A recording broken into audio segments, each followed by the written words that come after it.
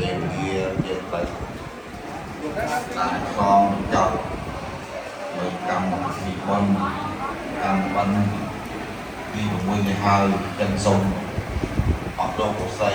ដល់ពលទាវនិងសម័យតាមទៀនជាពេលទាំងអស់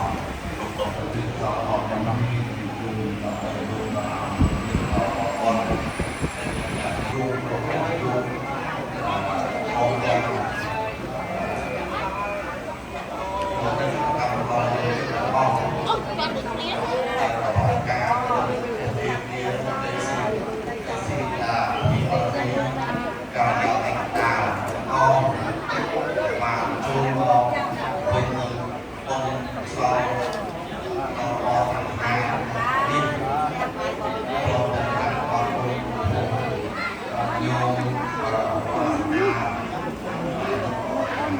Cảm ơn các bạn đã theo dõi